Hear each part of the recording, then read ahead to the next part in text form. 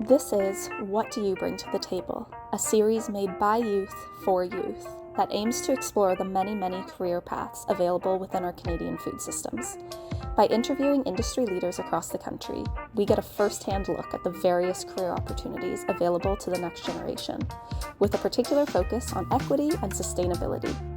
We want to thank the Gay Lea Foundation and the Ontario Trillium Foundation for their generosity in supporting this project. Please visit our website www.seeds.ca/schoolfoodgardens and sign up for our free monthly e-newsletter to stay involved. You can also find us on Instagram, Facebook, Twitter, YouTube, and TikTok. Links to those are on our website. If you like what we are doing, please drop a like, review, or comment. Or if you have the means to, contribute with a monetary donation through our website. Thanks for listening.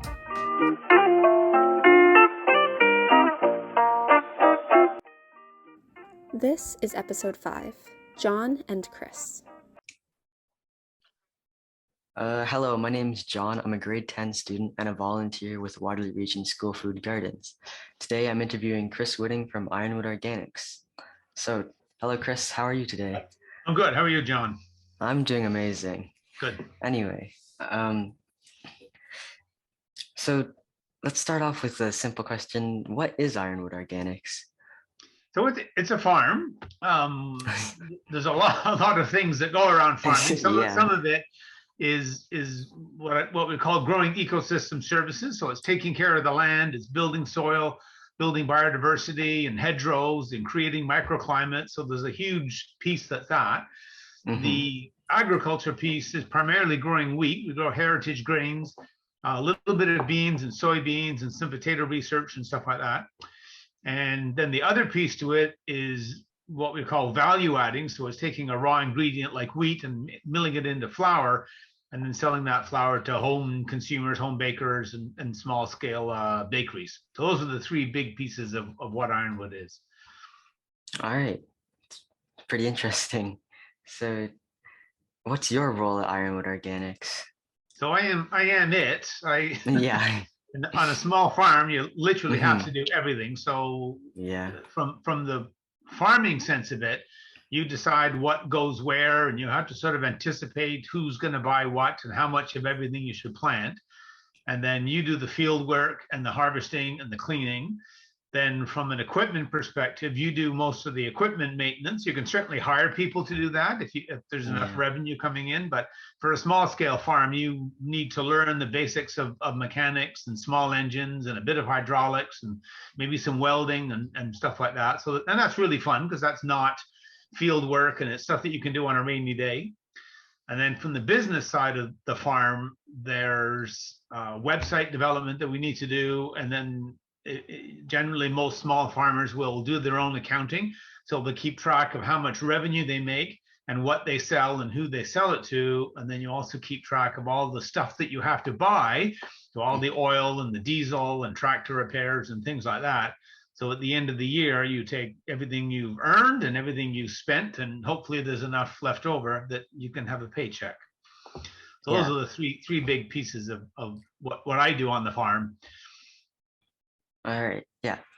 You mentioned you're like a small farm.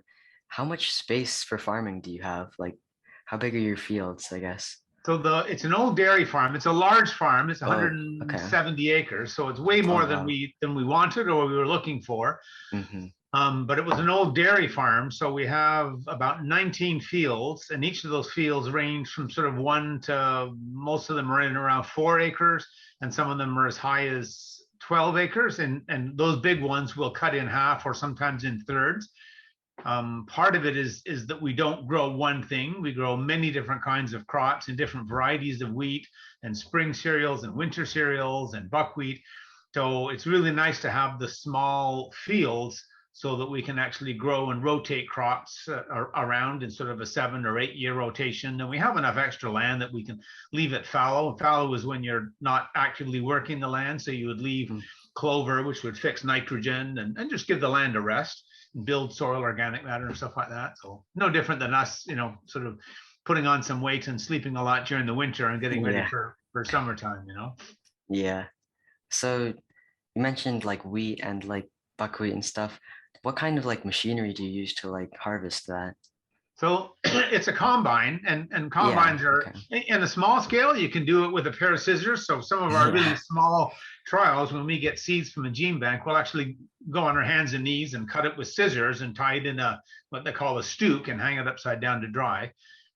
Your next sort of scale is with a scythe. You've probably seen those. They look like the Grim Reaper from Halloween. Oh, yeah, With yeah. that big long hook. So that's Hmm. originally to harvest grains. So you can scythe, up to a quarter or half an acre. And then the next scale is a combine, and it combines the cutting, the threshing, and the winnowing of the grain all into one machine. And most of the combines that we use are old 1950s. So they're Oh, almost 70 years old, and they're called pull type. So they don't have an engine of their own. They connect onto the back of the tractor, which means that you have to always drive either in a counterclockwise or a clockwise circle around the field. And then on the biggest fields, we have a small 1980s combine that actually has an engine inside of it. So you sit on top of the field and you're looking down. And mhm. a big farm would have a huge combine that would be, $700,000-800,000. It would just be, Yeah. but this is Tons of money. the scale of farming is the bigger you get, the bigger the machinery, the more the expensive, the more you need to farm to pay for the machinery. Yeah. So it gets this runaway freight train kind of thing. So Hmm. we like to look at the equipment that we have and then say, well, what else can we do with that equipment? And what's the largest field that we can comfortably harvest with this equipment? And that sort of Hmm. guides a lot of what we do is based on our horsepower of the tractor, how big the tractor is, how much land we can work in a day, how much land we can harvest in a day. And 4 acres for us is a really, really nice fit for that. Yeah. Well, it's good to know, I guess. Yeah, well, Um, it is. I mean, you don't want to plant too much because planting is the yeah. easy thing. Putting a seed in the ground takes 2 minutes, but then you've got to go and, weed it. You've got to harvest it. You've got to clean it. You've got to find someone to sell it to. Hmm. So yeah, you really need to think the whole thing through to the end and then work backwards and figuring out exactly how much you're going to plant. Yeah. All right. So where did the name Ironwood Organics come from? Yeah, so originally it was sort of a cottage industry, if you will. So we were going to do welding and iron work to do nice wrought iron gates and fences and stuff. And then the wood piece was woodworking to make really nice sort of teak or wooden benches. Mm. And then the gardens was selling perennial flowers and indigenous and native flowers. So that was the beginning. And very quickly we found that we needed commercial welding insurance. So we stopped welding. And anyway, and then we started growing vegetables, and it was vegetables that got us into the small scale wheat. And then that got us going to farmers markets. And then we started renting land, and then we bought our combine and a little gravity box. And as we got enough equipment, we started renting land up to maybe about 15 or 20 acres. And then 11 years ago, Ironwood Organics became what it is today. Yeah, So, I guess once you get started into like the farming stuff, I guess eventually you got like committed. Like it's no turning back once you hit like a well, it's a certain gateway point. drug, right? Because I mean, it's Yeah. fun, it's satisfying, you're Oh yeah. outdoors, you're your own boss, which is really nice. Hmm. The harder you work, the more. I mean, I know it's not all about money, but you have to earn a living, and what a great Yeah. way to earn a living by being outside doing what you love, and you get to feed yourself. Yeah. As you eat really, really good food, when you go out to the grocery store or to a restaurant, you don't really want to go because the best food is at home. Hmm. Uh, so what's a normal day like in your position like? So I think the biggest difference there is there's seasonal work, and then there's weather work. So from the seasonal perspective, the month that's spring and the months that's fall, so sort of March, April, May kind of thing is full on tractor work, seeding, preparing ground. And then August and October and September to some extent is mostly harvesting. And once the grain comes off the field, you've got to dry it and clean it and get the weeds out of it and the other weed seeds. So there's a lot of heavy work in the spring and in the fall.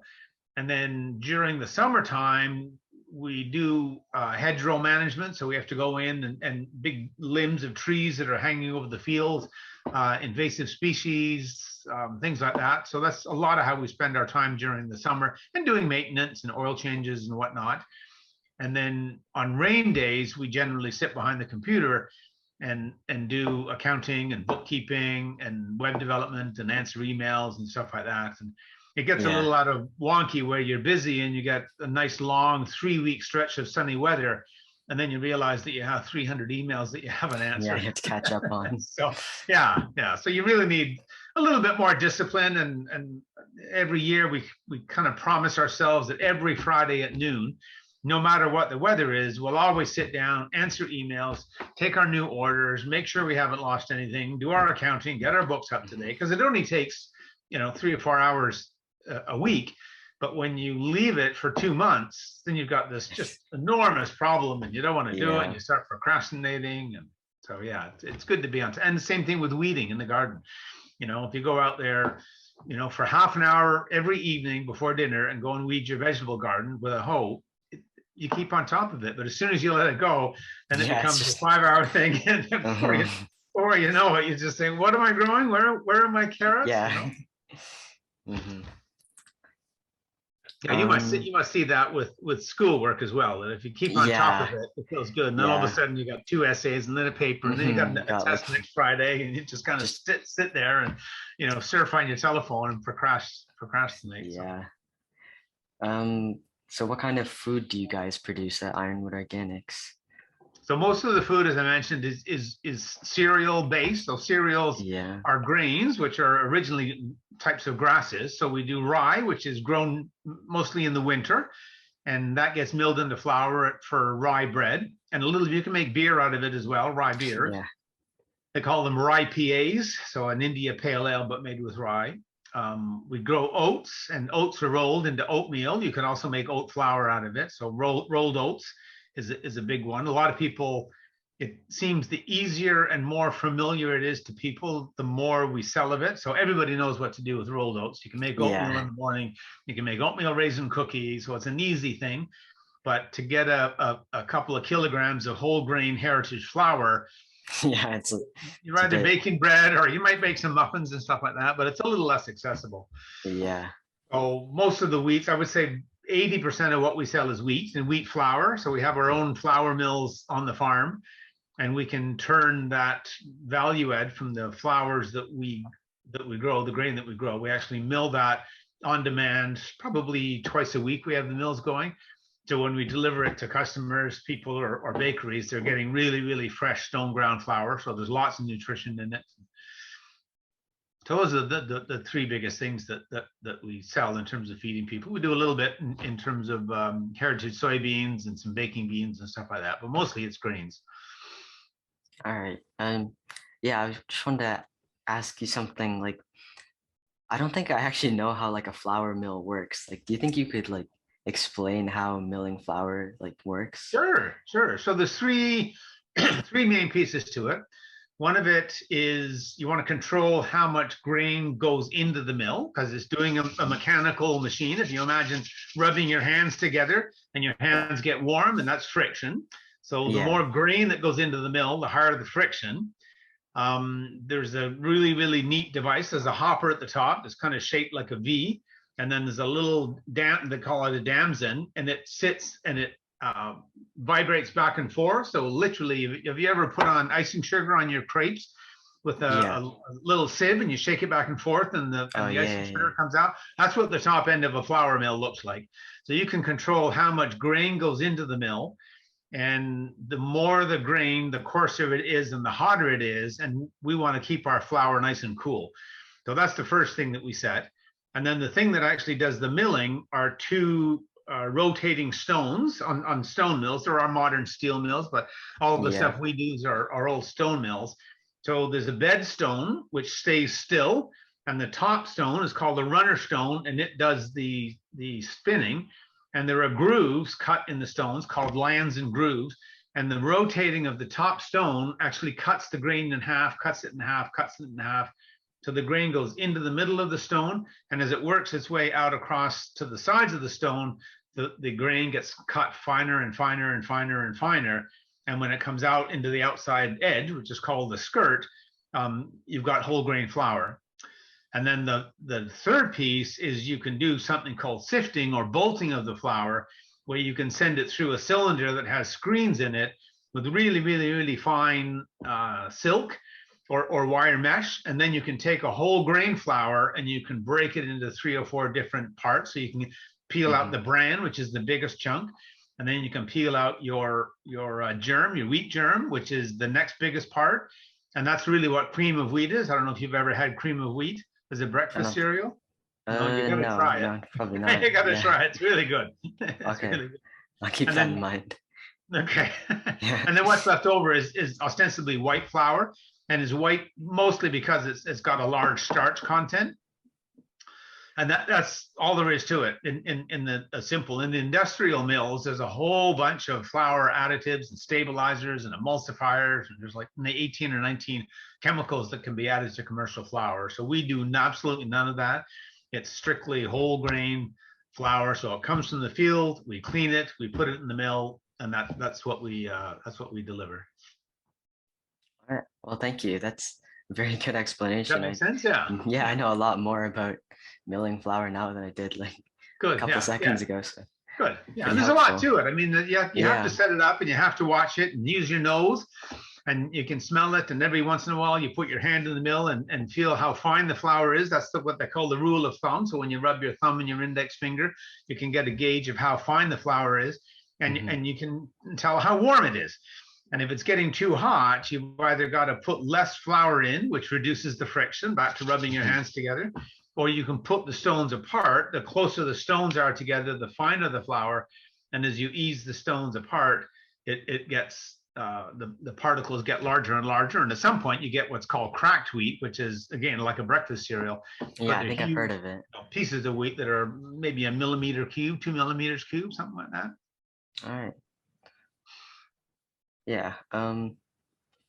Okay, then let's see what else I can ask you. Oh, so when does the farm operate? Or more importantly, actually, wait, this question is talking about what happens in the winter, but I think you already explained that you do like your accounting and like financial, like technology side of things in the winter. And there's a lot of business planning as well, planning what we're going to grow and you know, in trees and, you know, firewood and we mill all year round. So we'll mill a little bit less in the winter, but during the summertime, people don't bake as much because the kitchen is really hot. So September or October, people really start getting indoors a little bit more and baking, you know, cookies and bread and stuff like that. So our milling piece of it tends to get busier. So we mill way more than half of our flour milling is done during the winter. Okay. So yeah. Where are you guys located? So our farm is, if you make a triangle between Ottawa and Brockville and Kingston, we're kind of right in the middle of it. So we're about 40 minutes from Kingston, 20 minutes from Brockville, and an hour and a half south of Ottawa. And we're right on the northern side. There's a provincial park, Charleston Lake, which is an old quaternary lake. It's a huge provincial park area, and we're just on the north side of that. All right. So how can people like get involved with you? So, I mean, we do run tours during the summer months and stuff like that. Once in a while, we'll have interns or farm help. I find that because I've been doing it for so long, I'm really, really efficient. And when we start having students or interns on the farm, I become much less productive because I'm helping and I'm teaching and stuff like that. So, I mean, it's tough to do both of them, to be a commercial farm to make money as well as an education learning farm. We do have special days once in a while when we harvest potatoes and things like that, or we'll do farm tours where we'll have a morning and part of the morning we'll be pulling invasive species or pulling buckthorn or something like that. All right. What kind of like education do you have like for this, I guess? That's a good question. That's a good question, John. Yeah. So I started out in physics, which was really difficult. It was way too difficult Yeah. for me. And I moved towards the sciences. And after 4 years, I ended up with a bachelor's degree with a minor in psychology. And part of that was doing a lot of courses in biology and ecosystems. And then I remembered after I'd finished graduated, I had to spell the word ghost, and I couldn't. So I went back to university for a 5th year and did creative writing and art history. And it was from that that I started working. I worked with Ministry of Health and the government for a while. I then worked with Ministry of the Environment with the government again in Toronto. And then in 1992, I set up my own business doing mapping, a field called GIS, Geographical Information Systems. And that whole career is really building what they call spatio-temporal models. So space, X, Y, Z's, and modeling that over time. So everything in the world can be modeled with a point, a line, or a polygon. So a point is like a phone pole. A line is like a river or a road that you would drive down. And a polygon is a boundary that has an area, which can be a province or a county or your front yard or a field. And using those points and lines and polygons, you can describe the whole map of the whole farm.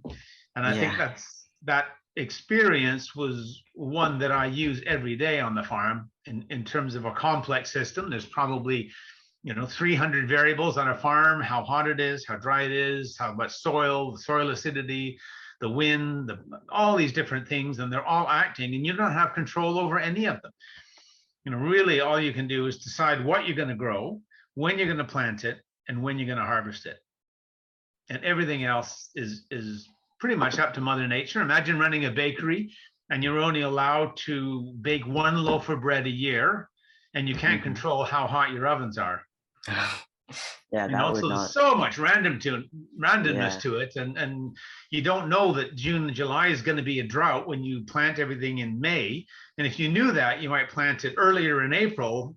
So there's a lot of gambling. And that's another reason I like having all these small fields and growing so many different crops, because you can really sort of dollar cost average. And every year we have one or two failures. We have a bunch that do okay, and we have one or two that are just stellar productions. So so that's kind of how I got here. It was certainly not through any academic schooling, and in a strange way, I think starting to farm without knowing what you're doing makes you a better farmer, because you're not trying to do what you're told how to do it. You're watching nature and saying, oh, that's strange, that's interesting. When I did this, we did that, and I should try this next year. And you can literally change and modulate what you do and how much you do, year over year over year. And after you've been doing it for 5 years, you're experienced, right? You can say, oh, I remember seeing that back in 2018, we saw this, or 2014, we saw that. And you start developing your own way of farming, and yeah, so it's something that there's a lot of variables and you have to be organized. But other than that, whether you're growing vegetables or an orchard or apples or grain, it's being organized and being interested in it, for sure. All right. Yeah. Would you say that like do you think that your experience in the different fields during university, do you think all of those fields helped you? Are there any that helped you more than others?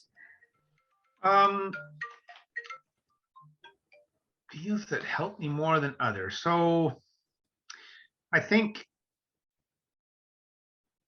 that's a really good question. I certainly think the basic science that you learn in biology, and you're probably starting to learn it now, the Krebs cycle in humans, and the photosynthesis cycle, and the basic chemical cycles, that this and this react with this to give this and do that. And, that understanding that notion of a cycle with a bunch of variables is really, really important, because you can take it inside of a cell and look at the photosynthesis, but then you can look at a field and say, we have roots, and we have nitrogen fixing bacteria, and we have clover that's doing this, and the wheat that's doing that, and that's shading this, and this is keeping the moisture here. So it's the same kind of thinking skill, that you can understand a system that has 10 or 12 or 15 variables, and all those variables work together to make the system work. It's like having a car, right? You've got an accelerator, you've got some gas, you've got an engine, you've got brakes, you've got seats, you've got a radio, you've got a windshield, you've got a seat belt. And all those bits and pieces make the car go and stop and do it safely. And that ability to understand a system, I think is really, really, really important. And I got most of that from the sciences, from biology and stuff like that. I think the creative writing the last year that I went back to school was really, really helpful, because there's a lot of really, really clever people, but if you can't express your idea and you can't communicate those ideas, you know, the benefit of being able to educate a customer when they look at you and say, well, what's red fife wheat? Well, I'm glad you asked, you know. So that ability to speak and be fluent and be articulate and you know, communicate your ideas, especially if you're selling food and what you grew and how you grew it, and because a lot of the things that make our food valuable on the farm is stuff that has nothing to do with food. So it's about, you know, carbon in the soil, and it's about, you know, biodiversity and building hedgerows and species at risk and field birds and you know, wetlands and all those other things, which on the surface, if you go to a grocery store, you wouldn't be aware that there's 55 other variables that go into producing healthy food. So being able to communicate that to customers, because often, you know, better quality food tends to be slightly more expensive, and certainly local food is more expensive because it's done, you know, by local laborers. And, you know, we have the same living expenses as anybody else. We pay the same rent, we pay the same dentists and the same lawyers' fees and the same insurance fees. So, you know, the rate that you pay for the food also includes paying for those environmental services that you know, are around the farm as well. Yeah. So, and love work.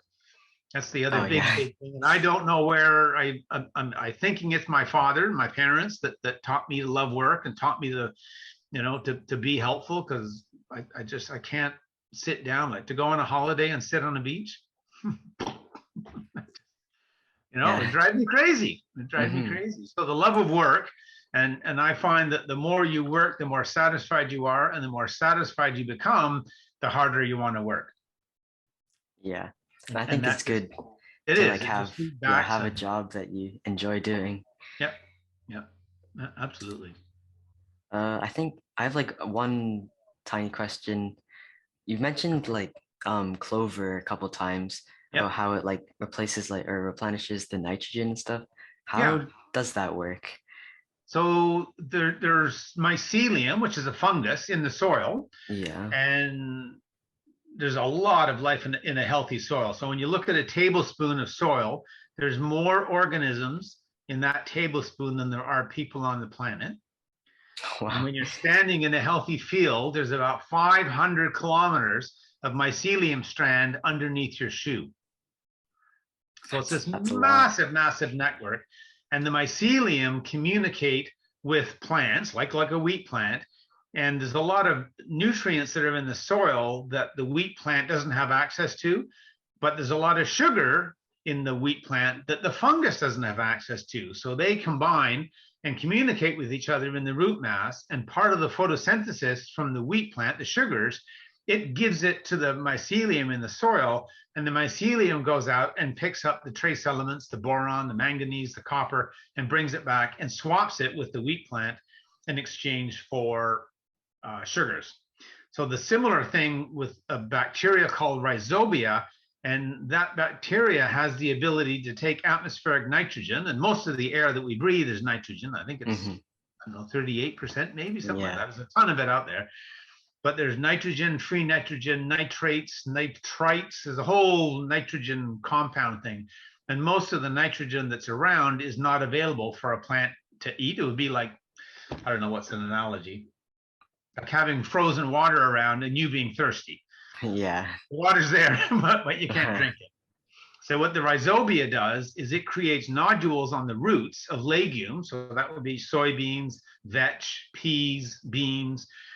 And those rhizobial nodules actually convert atmospheric nitrogen into a form of nitrogen that the plant has access to. So this is why in our wheat fields, we always sow an understory. So that's underneath the wheat, we grow a clover crop, and then we inoculate the field with that bacteria, and the rhizobia bacteria does the nitrogen fixing. and it's not available. I don't think anyway, it's not available the first year, but in the second year, all the nitrogen that was fixed last year then becomes available to the next plant. So this is how you can see how we start getting into a 2 or a 3 year crop rotation. And the clover, it ostensibly stays in the field. If you don't kill it and you start, doing broadcast spreading, or wait until it goes to seed and then work the field, you actually use the seed from last year to reseed itself, and then the nitrogen that's in the soil. And we'll do a spring wheat, and then we'll let it go fallow over the winter, and then maybe do a soybean crop the next spring and grow more nitrogen. And then the next year we'll do a winter wheat or a winter rye, and it does really, really well because it's got 2 years of nitrogen.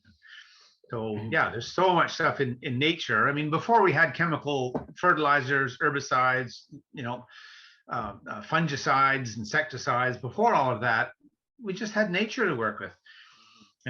Like for 10,000 years, we had nature. We just, what we call modern agriculture is really only, 100 years old, if that, 70 years old. So it's very new. So to go back to the old agricultural ways, the yields are lower, but we don't sell food by the pound, or we shouldn't sell food by the pound. We should sell it by flavor and taste and nutrition and how good it tastes, right? If I gave you two things, one was heavy and cheap, and the other was really, really delicious, but smaller, which one would you want to eat? Probably the more delicious, but smaller one. Probably the delicious one, yeah. And part of that delicious food, whether it's fruit or an apple or carrots or whatever, is delicious soil. And part of making delicious soil is having soil that is uncompacted. There's lots of oxygen in the soil. It's full of rhizobia and mycelium networks and lots of nutrition and lots of life going on. That's what makes good tasting food. So this is an old expression, and I used to say this years ago, that what the real thing that we grow is soil. Yeah, that's what we're doing. And if you have good soil, everything else, you don't have any floods, you don't have any compaction, you got very little diseases, you don't get some of the fungal, fusarium and diseases like that. And it's all based on having good, healthy soil. Yeah, I guess having healthy soil makes everything just like easier in the future. Like having a good night's sleep, right? A good meal and a good night's sleep, and then tomorrow you're red as rain again. All right, yeah. I think that's pretty much about it, to be honest. Can I ask you a question? Of course, yeah, go ahead. Are you interested in agriculture or working on a farm, or? Not entirely, but I am just interested in learning about these other occupations, I guess, especially since right now I'm thinking about what I want to do in the future, I guess. Yeah. Even just hearing about it, you never know, maybe it is something I could be interested in. Yeah.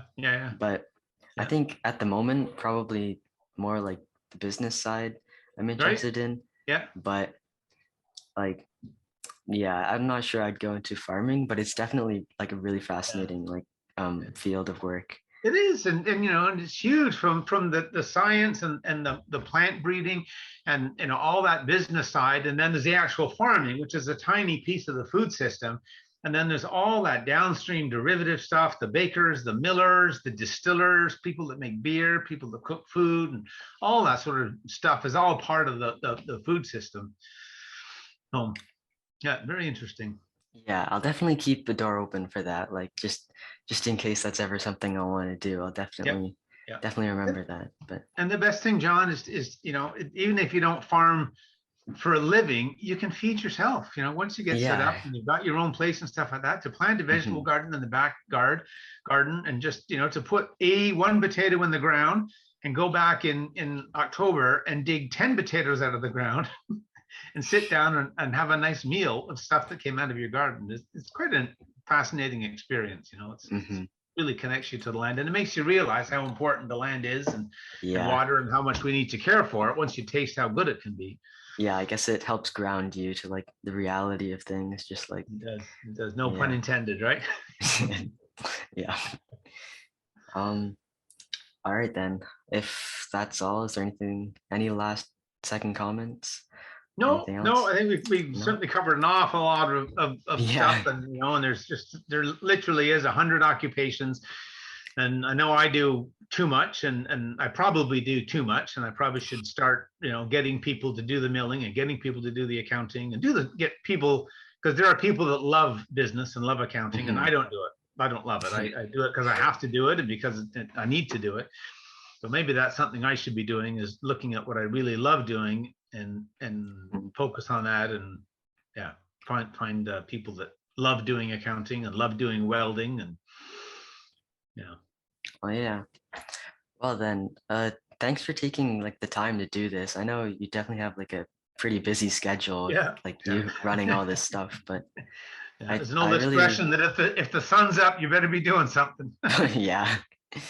I really learned a lot of things today, so thanks for that. Good. All right, my pleasure. It was good chatting with you. Nice to meet you. Yeah, you too. Okay. Yeah. Yeah, so take care. Okay, thanks. Bye, John. Bye.